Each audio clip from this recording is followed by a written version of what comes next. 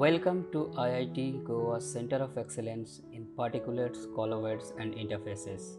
In short, COE PCI. COE PCI has two laboratories there in New Academic Block B.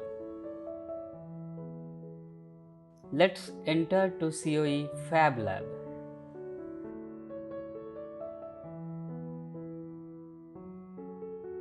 This is the gowning area. Users need to wear proper cleanroom dresses and personal protective gear before entering in the fabrication region. Entry to the lab through air shower.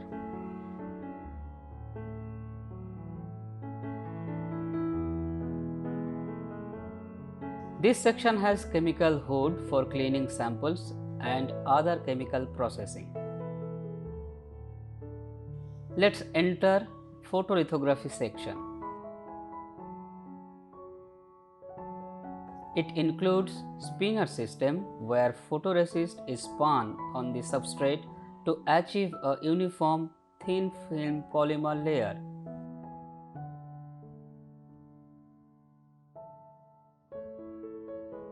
This is followed by some baking steps using hot plates. Pattern is made on the thin film photoresist layer using maskless lithography system. This is a laser based pattern generator having resolution of 0.6 micron.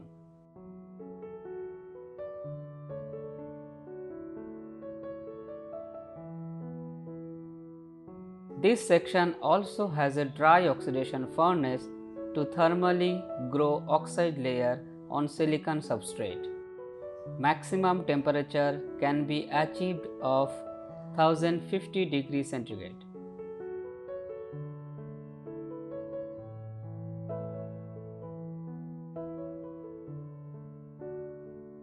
The Fab Lab has thin film characterization section. This section has an atomic force microscope and a ellipsometer. A very advanced Asylum Research MFP 3D Origin system is installed for wide range of application.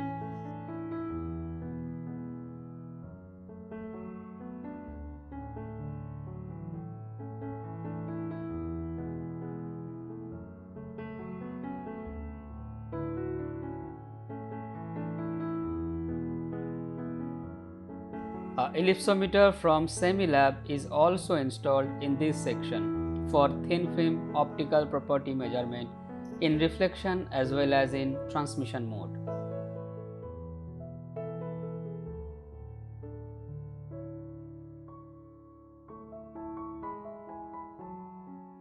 Electrical characterization setup of probe station and semiconductor parametric analyzer are placed in the next section.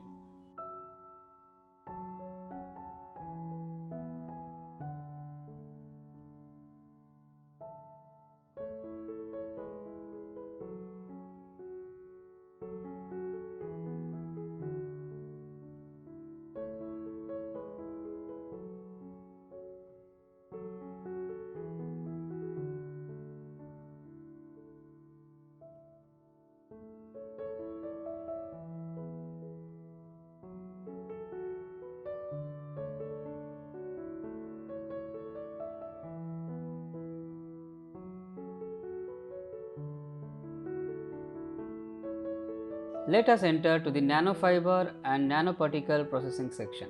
A electrospinning setup to produce nanofibers is installed here.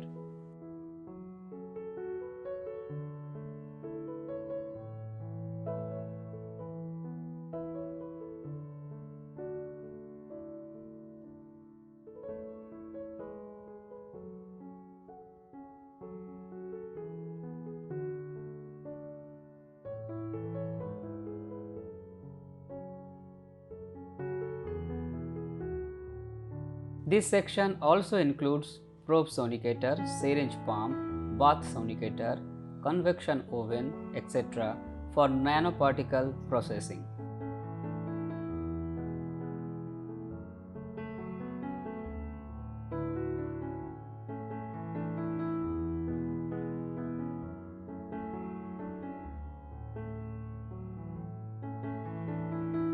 A electrochemical impedance spectroscopy system is installed in the chemical hood section for various applications.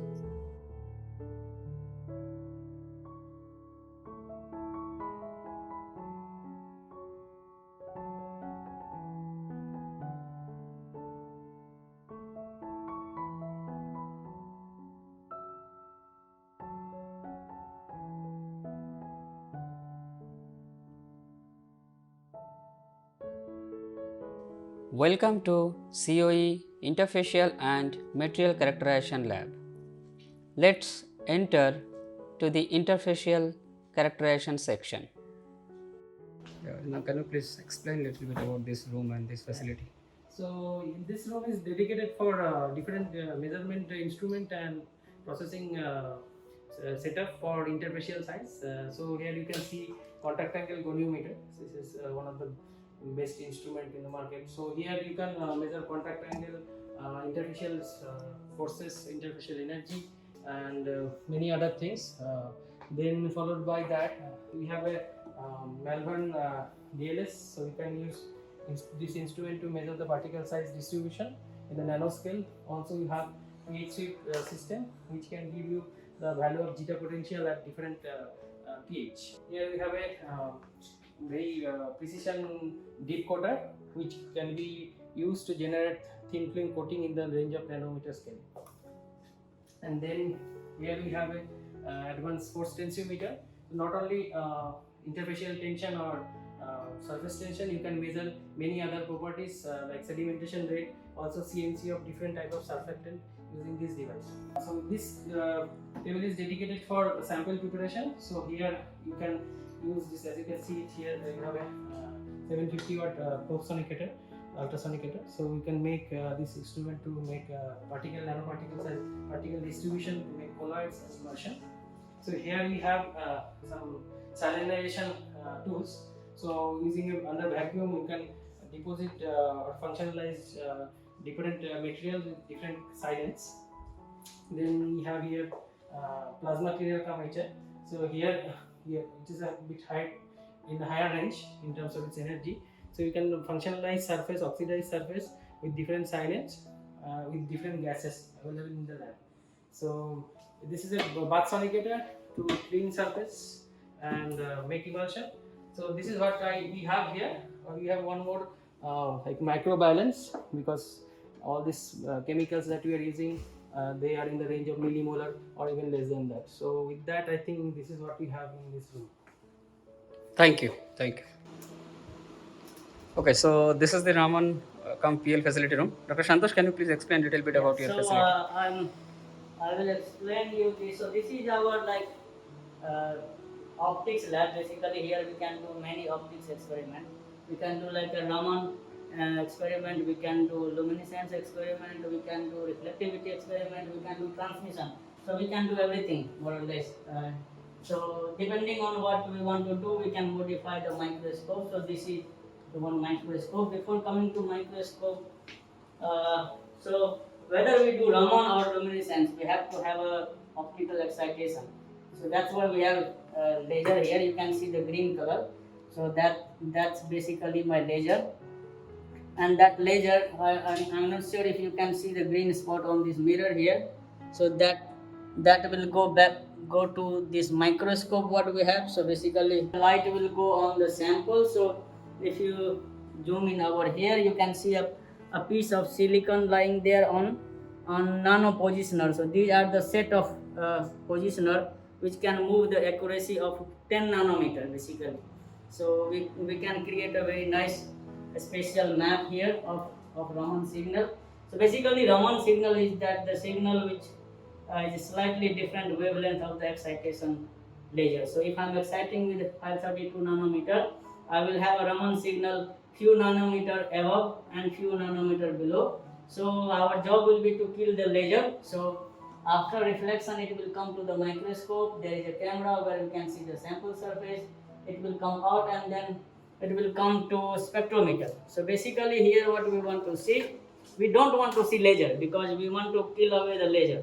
Only we want to see signal which is not the laser wavelength. So there we have two notch filters basically. The job of this is that it reflects back all the laser, and only the wavelength which is away from laser will pass through.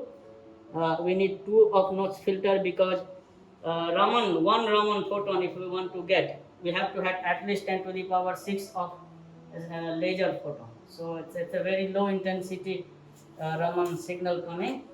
That's why we need to have a two notch filter. Then it will go to the spectrometer. So that's a spectrometer where we disperse the color. So basically we want to see the color, and inside that we disperse using the monochromator basically, and then that will come to the camera. So this is our CCD camera where we can see all the color. So the major difference between Raman and photoluminescence is that for Raman we want to kill away the laser only, and we are interested all other wavelengths. But for photoluminescence, generally it's an emission phenomena, so all the emission will be higher in wavelength, lower in energy. So we simply put one band, basically long pass filter. So everything below that wavelength will cut away, and the luminescence signal we can analyze. That's the basic difference here. If we want to do reflectivity measurement, then we have a white light source also here. So if you see something like this red box over here, this is producing white light, which has a spectrum of 450 nanometer to 1000. So we can connect that one to with this. So we can also see what wavelength is reflecting, or you can also do in transmission what wavelength is absorbing. Only thing is that we need to place our sample slightly differently. So that when light goes through, we collect from bottom. Now everything is collected in upward mode. And so there are many other freedom you can do. Later there will be lots of polarization analysis system. So we have this breadboard over here. What you see, and all the optics we have still inside. So on this breadboard we will put couple of polarizer analyzer. So you can analyze the polarization axis. So basically, if I have a crystal where the atoms are in different configuration, by analyzing that signal, you can also say, oh, my crystal has a certain axis, something like that. So there are many other things. We can get output from the spectrometer here. So we have output put, and here we can also do time correlated phenomena. So like how the signal decay with time. So basically for luminescence is very important.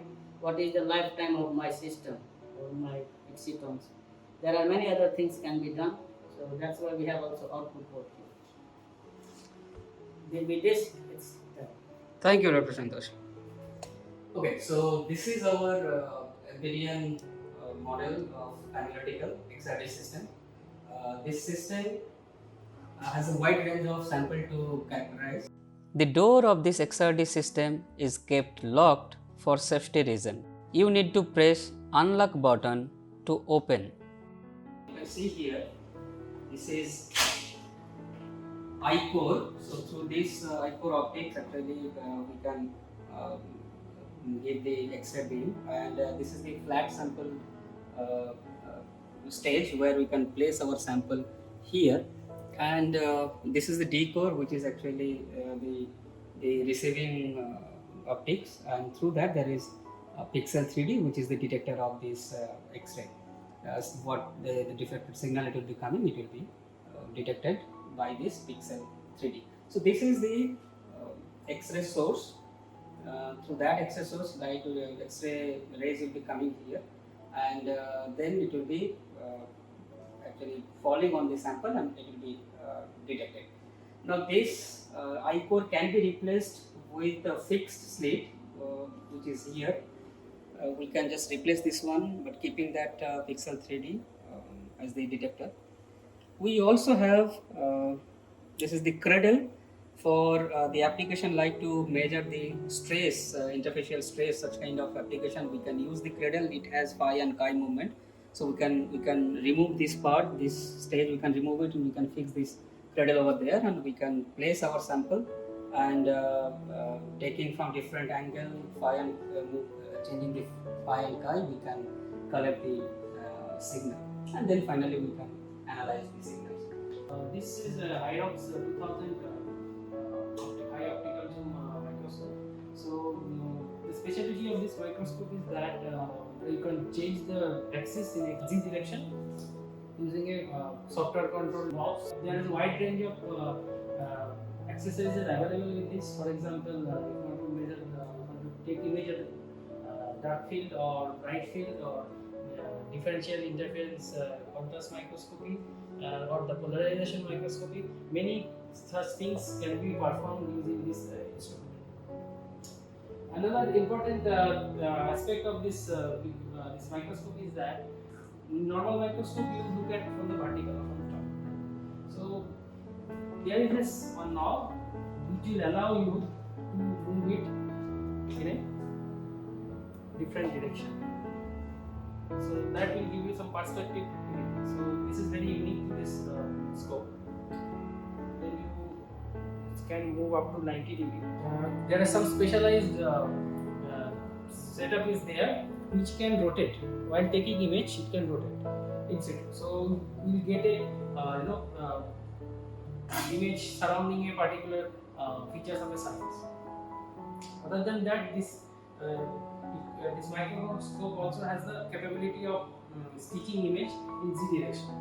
So that suppose you have a rough sample, so obviously if you look at the microscope, you will see some part is in focus, some part are out of focus. By this function, what you can generate, at least in 2D, you can generate a image where a rough surface can be, all part of the rough surface can be in focus. You can also to some extent generate a 3D profilographic information of some surfaces where you have different heights, but this is very advanced and it's very automatized.